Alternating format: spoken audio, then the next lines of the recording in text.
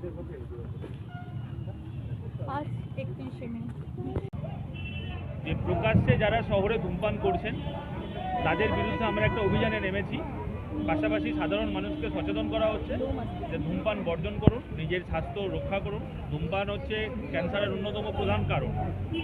বিশেষ করে বর্তমানে ইয়ং জেনারেশন ধূমপানে আসক্ত হয়ে পড়ছে।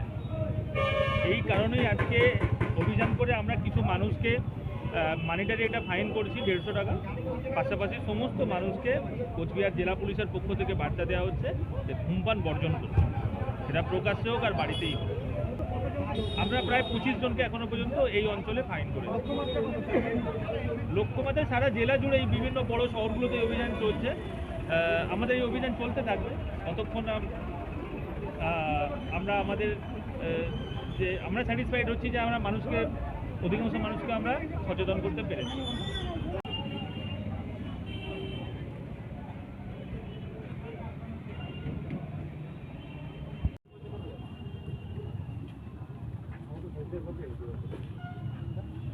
আজ 31 মে